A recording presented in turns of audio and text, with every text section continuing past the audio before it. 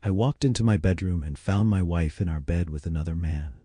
I expected an apology. At the very least, I expected remorse.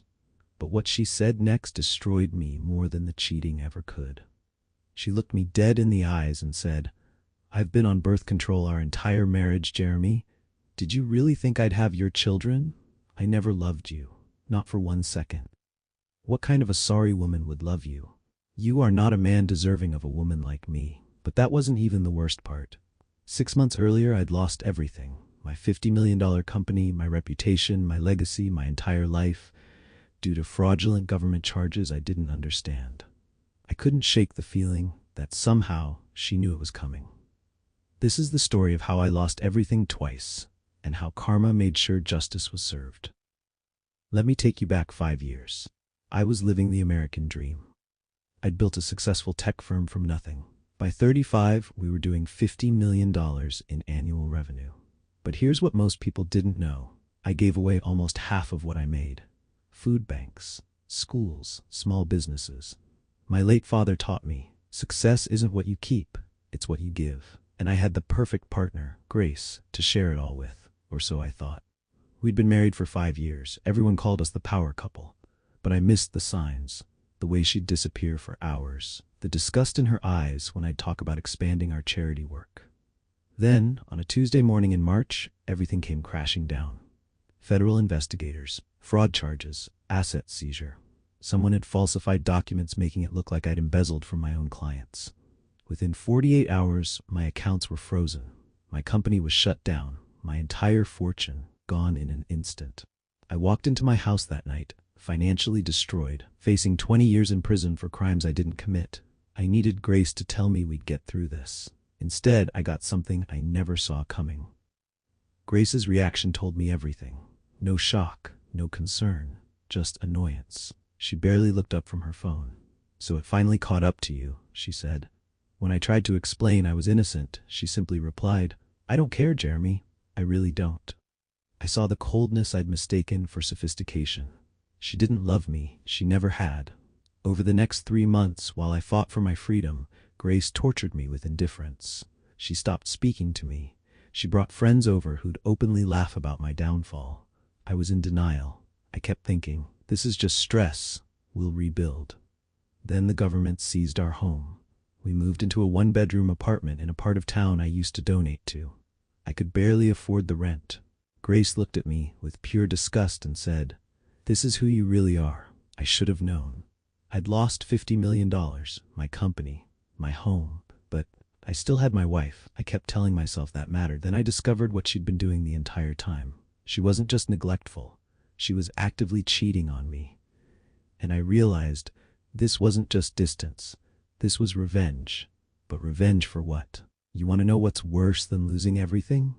Learning who your real friends are. The food bank I donated millions to banned me from volunteering. The school I'd built a new gymnasium for removed my name from the plaque. The small businesses I'd saved from bankruptcy, even a small local restaurant I donated to, the owner demanded if I wanted a loan from him, I had to go on my knees and beg. Suddenly, they'd never heard of me. In 6 months, I'd gone from philanthropist to pariah. And through it all, Grace watched with satisfaction. By month 8, I was on the verge of giving up. My lawyers had drained my last bit of savings. I was eating 1 meal a day. And Grace, she'd maxed out my credit card on designer clothes. When I confronted her, she laughed in my face. "You think I wanted to be married to you? I married a millionaire. Look at you now." That night, I sat on the floor of that apartment and remembered something my father told me before he died. "Son, life will knock you down. Sometimes it'll keep you down until you forget who you are. But the man who gets back up isn't the same man who fell. He's stronger, and his enemies never see him coming." I made a decision that night. I would get back up, not for Grace, not for the people who abandoned me, for me. Rebuilding from zero is humiliating. I took a job at tech startup as an intern for minimum wage. Grace mocked me every day. But I was strategic. I saved every penny. I started consulting on the side, under a different name. 6 months later, I had enough saved to hire a lawyer to finalize a divorce. When I told Grace, she laughed. "You'll never find anyone better than me." I didn't respond. Because that same week, I met someone who proved her wrong. Her name was Maya. She was a public defender. She didn't know who I used to be. She just saw who I was, a guy trying to rebuild. For the first time in years, I felt seen. Then, 14 months after my life exploded, I got a visitor I never expected, a federal investigator. But this time, he wasn't there to arrest me. He was there to apologize. Turns out, a disgruntled former employee had framed me. The investigation had finally uncovered the truth. All charges, my assets returned, my name cleared. But here's what shocked me most. Grace had no idea. She wasn't part of the conspiracy. She was just cruel. She'd watched me suffer, knowing fully well of my innocence. She enjoyed every second of it. That's when I realized I didn't need revenge. Karma would handle her and those who wronged me. With my name cleared and my fortune restored, I did something Grace never expected. I stayed quiet. I didn't announce my comeback. I just rebuilt, smarter, stronger. I restarted my company under a new name, and within 8 months we hit $20 million in revenue. And Maya? She became my partner in every sense. We bought a home together. Not a mansion, a home. A year later, I proposed. I hadn't spoken to Grace about since the divorce was finalized. Then, 2 weeks before my wedding, she showed up at my office. "Jeremy, we need to talk. I know you got your money back. I know you're successful again. I made a mistake. We can fix this." I looked at the woman I thought I'd married, but I only saw the tormentor. "You didn't make a mistake, Grace," I told her. "You revealed who you really are, and I'm grateful, because you taught me exactly what love isn't." Then my pregnant wife Maya walked up, put her arm through mine. "Grace, this is Maya, my fiancée. Maya, this is Grace. She's no one important." 6 months after our wedding, I got a message from a mutual friend. Grace's life had imploded. The guy she'd been cheating on me with, he'd been cheating on her. He drained her bank account and left her with nothing. She tried to move back in with her wealthy family. They disowned her. Last I heard, she was working retail and living with roommates. I don't take pleasure in Grace's suffering, but I don't feel bad for her either. She made her choices. And sometimes the worst thing that can happen to you is the best thing that can happen for you. The true cost of that betrayal wasn't the money or the company.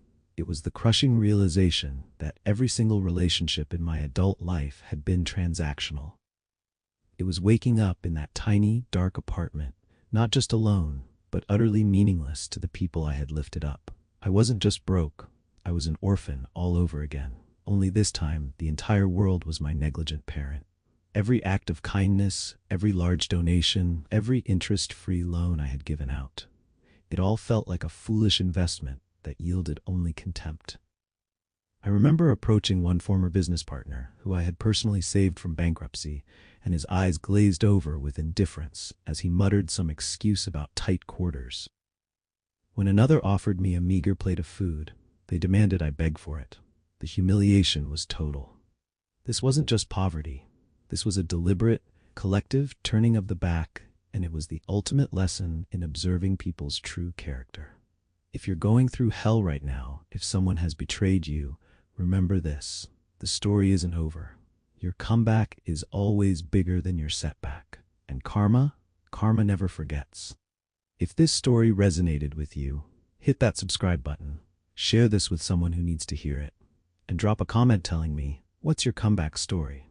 Remember, you're stronger than you know, and justice always comes.